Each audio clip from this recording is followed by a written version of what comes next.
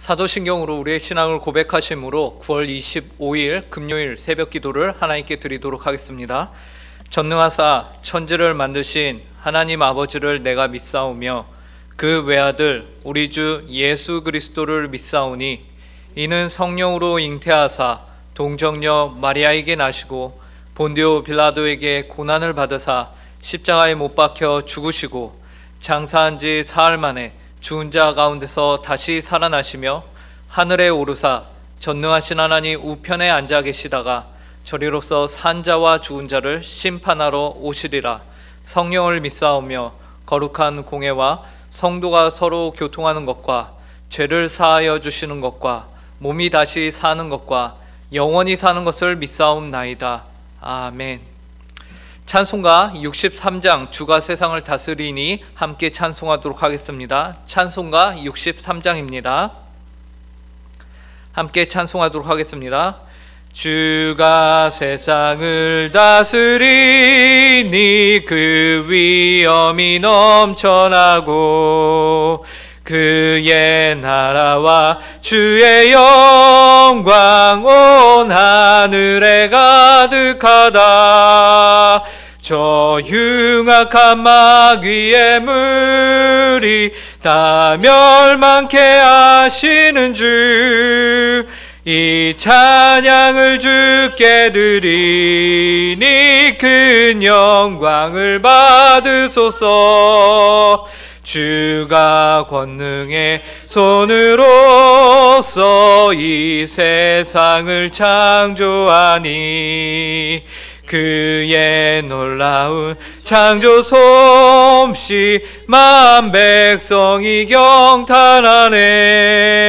저 하늘의 별들도 모두 주 영광을 나타내어 늘 돌보아 주시는 주께 큰 영광을 돌립니다. 주가 세상의 피조물을 인간에게 다 맡기고 순종하라는 말씀으로 그 권위를 주셨도다. 온 땅 위에 주님의 위엄 늘 넘치며 가득하니 그 나라와 주님의 영광 온 천하에 찬란하다. 아멘. 함께 기도하도록 하겠습니다. 사랑과 은혜가 풍성하신 하나님 참으로 감사합니다. 오늘도 저에게 새날을 허락하여 주시고 하나님을 사랑하고 하나님을 기억하여 이렇게 기도의 자리를 사모하여 주님 앞에 나아옵니다. 하나님 아버지, 각자의 자리에서 주님 앞에 기도할 때에 하나님 아버지께서 들어주시고 하나님 아버지께서 받으시기에 합당한 하나님 아버지 기도의 시간들이 될 수 있도록 함께하여 주시옵소서. 하나님 아버지, 특별히 이 시간 오늘 하루를 시작하면서 주님의 말씀과 함께 시작하고자 합니다. 하나님의 말씀으로 저희의 영을 새롭게 하여 주시고 내주하시는 성령께서 충만하게 역사하사 주님의 말씀을 저희가 더욱더 사모하며 이 말씀이 저희의 삶 가운데 저희의 행동 가운데 저희의 생각 가운데 사고 가운데 사무칠 수 있도록 주님여 은혜로 허락하여 주시옵소서. 저희가 이 말씀을 사모함으로 더욱더 하나님 아버지 기쁨으로 오늘 하루를 말씀 가운데 살아가는 모든 성도들이 될 수 있도록 은혜로 허락하여 주시옵소서. 이를 위하여서 저희의 모든 부족한 저희의 그 무지함들을 하나님 아버지께서 긍휼히 여기사 하나님의 말씀을 깨닫고 하나님 아버지의 말씀을 더욱더 하나님의 귀 기울여 들을 수 있는 은혜를 이 시간 허락하여 주시옵소서. 감사하며 이 모든 말씀 예수님의 이름으로 기도드립니다. 오늘 저에게 주신 하나님의 말씀은 구약성경 시편 58편 1절부터 11절까지 말씀입니다. 구약성경 시편 58편 1절부터 11절까지의 말씀입니다. 하나님의 말씀을 제가 읽도록 하겠습니다. 통치자들아, 너희가 정의를 말해야 하거늘 어찌 잠잠하냐? 인자들아, 너희가 올바르게 판결해야 하거늘 어찌 잠잠하냐? 아직도 너희가 중심에 악을 행하며 땅에서 너희 손으로 폭력을 달아 주는도다. 악인은 모태에서부터 멀어졌으며 나면서부터 곁길로 나아가 거짓을 말하는도다. 그들의 독은 뱀의 독 같으며 그들은 귀를 막은 귀머거리 독사 같으니 술사에 홀리는 소리도 듣지 않고 능숙한 술객의 요술도 따르지 아니하는 독사로다. 하나님이여 그들의 입에서 이를 꺾으소서. 여호와여 젊은 사자의 어금니를 꺾어내시며 그들이 급히 흐르는 물같이 사라지게 하시며 겨누는 화살이 꺾인 같게 하시며 소멸하여 가는 달팽이 같게 하시며 만삭되지 못하여 출생한 아이가 햇빛을 보지 못한 같게 하소서. 가시나무 불이 가마를 뜨겁게 하기 전에 생나무든지 불붙는 나무든지 강한 바람으로 휩쓸려 가게 하소서. 의인이 악인의 보복당함을 보고 기뻐하며 그의 발을 악인의 피에 씻으리로다. 그때의 사람들의 말이 진실로 의인에게 갚음이 있고 진실로 땅에서 심판하시는 하나님이 계시다 하리로다. 아멘. 사람은 사회적 동물이라는 말이 있습니다. 이 말은 사람은 혼자서는 살아갈 수 없으며 반드시 사람과 사람이 함께 모여서 한 사회를 이루어서 살아가야 한다라는 말이기도 하지요. 그러면서 그 사회 속에서는 사람들은 배우기도 하며 자신의 의견을, 생각을 주장하고 그러면서 자신이 누구인가를 다른 사람들에게 표현하죠. 그래서 자신의 존재를 드러냅니다. 혹은 그 사회 속에서 다른 사람들의 생각과 의견을 듣고 수용함으로써 더 이전보다는 발전된 자신을 만들어가면서 자신의 자아를 새롭게 세워가는 과정 가운데 있다라고 보는 것이죠. 그렇게 살아가면서 이루어진 것이 바로 현재의 저와 여러분들일 것입니다. 그런데요, 예전에도 그랬지만 오늘날에도요, 여전히 사람과 사람이 사는 이 사회 속에는 서열이란 게 정해지게 되더라고요. 참 신기한 것이요, 아무도 가르쳐주지 않아도 아무것도 모를 것 같은 그 순진무구한 초등학교 1학년들도요 교실에 초등학교에 딱 모아두면은 누가 제일 크냐부터 시작해서 누가 힘이 세냐, 누가 공부를 잘하냐, 누가 더 달리기를 잘하느냐, 누가 이쁘냐, 누가 잘생겼느냐로 서열을 정하더라는 거죠. 물론 저는 그러한 서열에서는 거리가 굉장히 멀었습니다.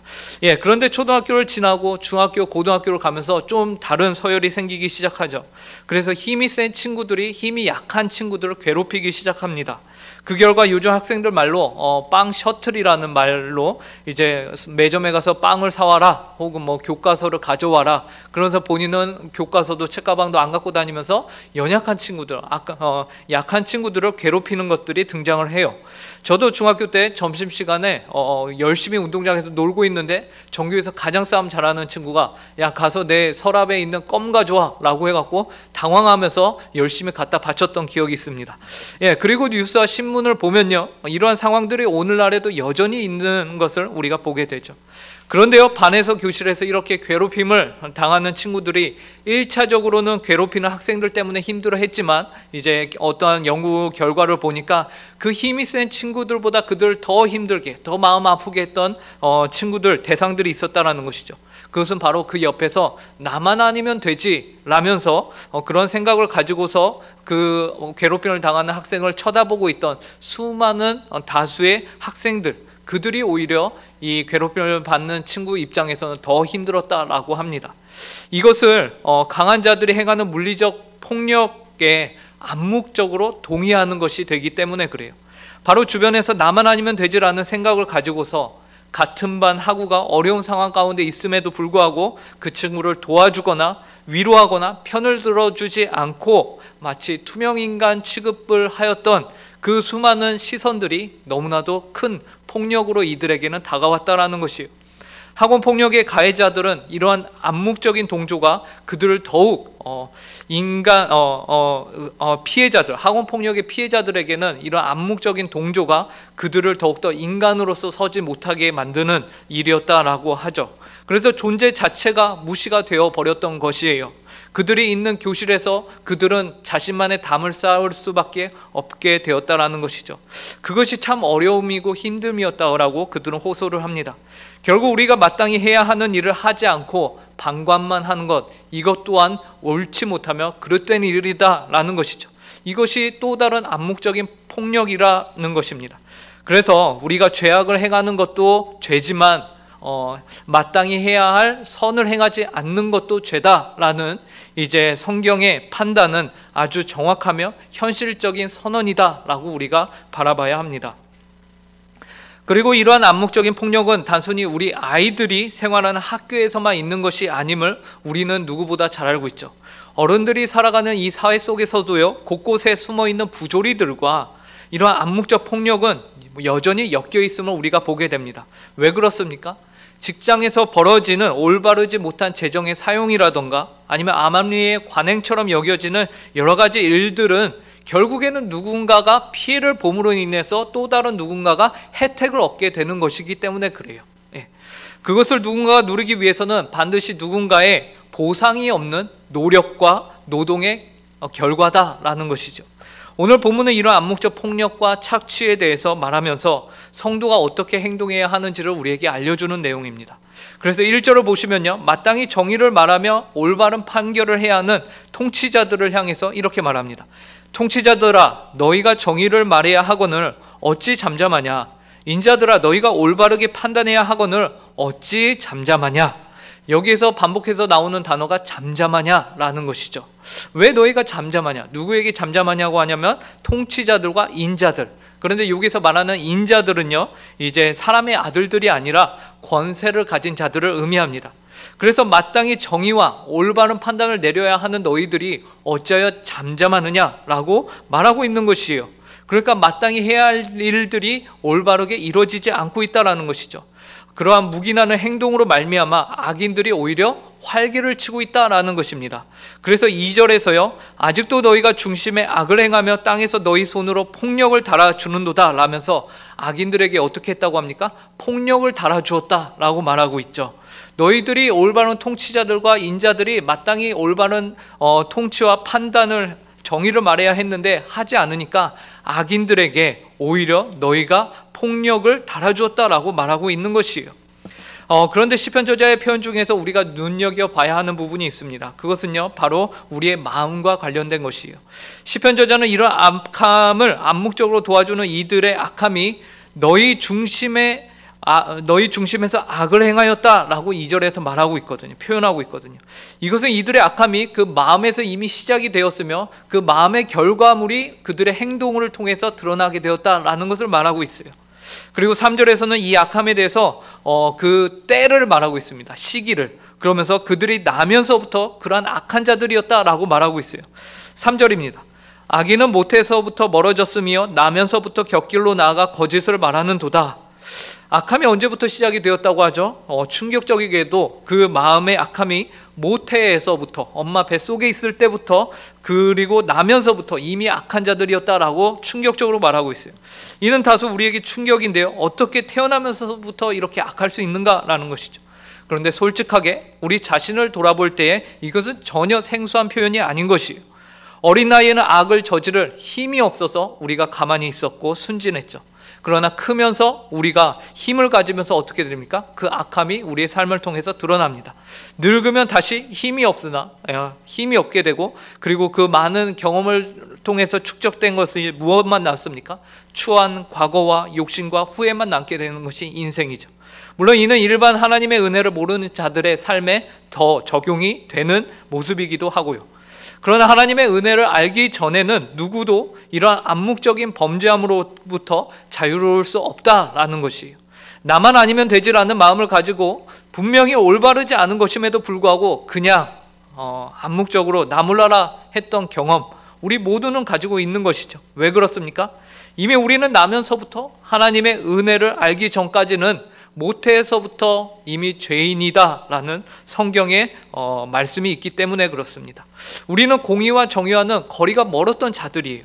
그래서 모든 사람이 죄를 범하였음에 하나님의 영광에 이르지 못하더라라는 로마서의 말씀과 같이 성경의 선포는 지극히 객관적이며 또 모든 사람에게 적용이 되는 진리이죠. 심지어 다수를 속여서 아무것도 하지 않아도 된다라는 악인들의 말이요, 얼마나 유혹적이냐면 마치 독사의 독과 같다라고 말씀합니다. 그래서 우리의 듣는 귀를 마비시켜버려요. 4절과 5절 말씀을 보시기 바랍니다.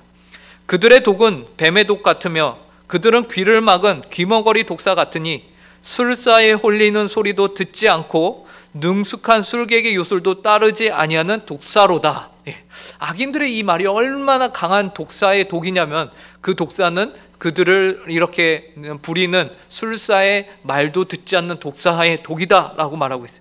그래서 그 독에 한번 전염이 되면은 귀를 막는 귀머거리 독사 같고 그 독사의 그 독이 얼마나 강한지 아무것도 듣지 않는다라고 말해요. 이 세상을 살아가는 우리는 사회적 동물이라고 하였습니다. 그래야 그 사회 속에서 우리는 누군가의 목소리를 항상 들으며 나 자신을 세워가고 만들어가고 있었어요. 그런데 여기에서 우리는 계속해서 끊임없이 세상으로부터 소리를 듣습니다. 가만히 있어도 된다. 너가 아니어도 된다. 굳이 너가 나설 필요가 없다. 모두가 그렇게 하고 있는 것이야. 긁어 부스럼 만들지 말아라 라는 말들이죠. 이러한 소리가 세상에서 계속해서 우리에게 강요합니다. 가만히 있을 것을 강요합니다. 이때의 성도는 어떻게 해야 합니까? 이때의 성도는 무엇으로 반응해야 합니까? 우리의 두 귀는 열려 있고 우리의 인간됨을 세워가는 사회 속에서는, 세상 속에서는 계속해서 우리에게 이렇게 요구하고 있는데 우리는 어떠한 목소리를 들어야 합니까? 성경은 성도라면 마땅히 하나님의 음성을 들어야 한다라고 말하고 있습니다. 하나님의 음성이 무엇입니까? 하나님의 말씀이지요. 그 말씀을 경청하는 것이 곧 하나님을 경외하는 것이고 성도가 취해야 하는 바라고 성경은 말합니다. 우리는 앞에서 우리의 마음이 나면서부터 부패하였다라는 것을 확인하였죠.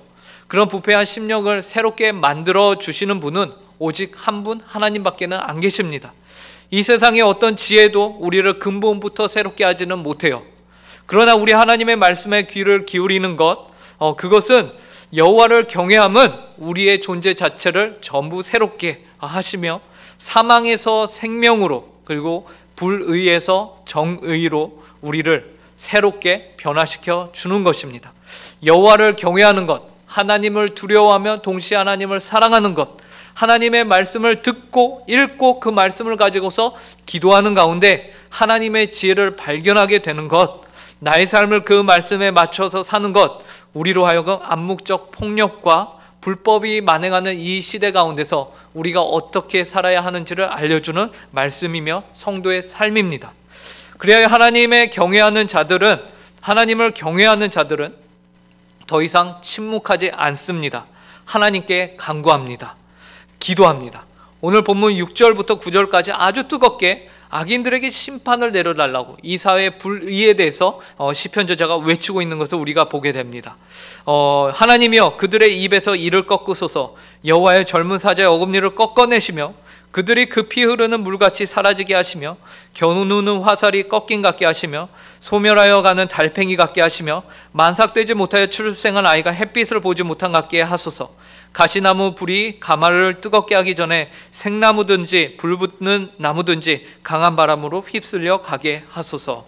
어떻게 보면 다소 와 이렇게까지 강하게 말할 수 있는가라고 하지만 이 세상에 있는 악을 이만큼 우리가 강하게 대적해야 된다라는 것을 말하고 있습니다. 반대로 의인은 어떻게 됩니까? 10절과 11절을 보시기 바랍니다. 의인이 악인의 보복당함을 보고 기뻐하여 그의 발을 악인의 피에 씻으리로다. 그때 사람의 말이 진실로 의인에게 갚음이 있고 진실로 땅에서 심판하시는 하나님이 계시다 하리로다. 의인에게는 반드시 갚음이 있게 될 것이다 라고 말씀합니다. 비록 그때는 힘들고 어렵다 할지라도 결국에는 의인에게는 갚음이 있습니다. 하나님께서 반드시 그것을 갚아주실 것입니다. 그 하나님을 믿으시기 바랍니다. 그리고 그 하나님을 믿음으로 각자의 자리에서 하나님을 경외함으로 하나님께 기도하는 성도님들이 되시기를 간절히 바랍니다.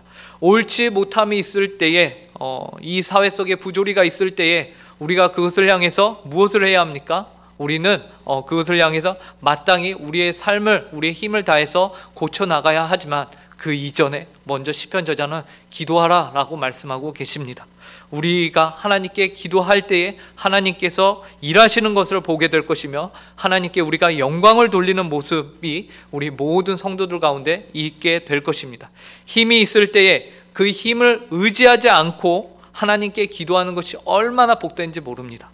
또 반대로 힘이 없을 때에 낙심하지 않고 절망하지 않고 포기하지 않고 하나님께 기도하는 것이 얼마나 복된지 모릅니다. 우리 성도가 할 수 있는 일은 옳지 못한 일이 있다면 무엇보다 먼저 하나님께 무릎 꿇고 기도하는 것인 줄로 압니다. 그리하여 마지막에 결국에는 오늘 시편 저자가 11절에서 뭐라고 고백하냐면 진실로 땅에서 심판하시는 하나님이 계시다 하리로다 라고 고백하고 있거든요. 이 심판하시는 하나님이 계십니다 라는 고백이 우리 모든 성도들의 입술 가운데서 들려지는 복되고 귀한 날이 되길 간절히 바랍니다. 함께 기도하겠습니다. 사랑과 은혜가 풍성하신 하나님 참으로 감사합니다. 오늘 시편 말씀을 통하여서 이 세상 가운데 부조리가 넘쳐나며 하나님 아버지 이 세상 가운데서 참으로 하나님 아버지 마땅히 행해져야 할 일들이 정의가 이루어지지 못하는 것을 향해서 또한 하나님 아버지 암묵적으로 동의하며 침묵하며 살아갈 수밖에 없는 이 세상 속에서 성도는 어떻게 살아가야 하는가를 알려주시니 감사합니다. 하나님 아버지 저희는 모두 연약합니다. 부족합니다. 그래서 주변에서 세상에서 하는 소리에 하나님 아버지 저희는 기가 죽고 하나님 아버지 저희는 조용히 휩쓸려 가기 쉽습니다. 그러나 하나님 아버지 성도는 이 세상을 올바로 분별할 수 있도록 하나님의 말씀으로 저희에게 옳고 그름이 무엇인지를 늘 알려주시길 간절히 바랍니다. 그래서 하나님 아버지의 말씀을 중심으로 저희가 세상을 분별할 수 있게 하여 주시고 그 분별한 세상을 하나님 아버지 저희 힘을 가지고서 바꾸기 이전에 먼저 무릎 꿇고 하나님께 기도함으로 나아가는 모든 성도들이 되게 하여 주시옵소서. 기도함으로 사랑이 넘칠 때에만 저희가 행동으로 하나님 아버지 이 사회를 사랑하며 품을 수 있는 성도들이 되게 하여 주시옵소서. 오늘도 귀하고 복된 하루 허락하시니 감사합니다. 이 한날에도 하나님께 영광이 되는 하루를 살기 위해서 노력하는 모든 성도들이 되기를 간절히 구하며 그 마음에 소원하는 모든 것들을 가지고서 이 새벽에 하나님께 간구하며 나오니 하나님 그 기도를 들어 주시옵소서. 감사하며 이 모든 말씀 예수님의 이름으로 기도드립니다. 하늘에 계신 우리 아버지여, 이름이 거룩히 여김을 받으시오며 나라에 임하옵시며 뜻이 하늘에서 이룬 것 같이 땅에서도 이루어지이다.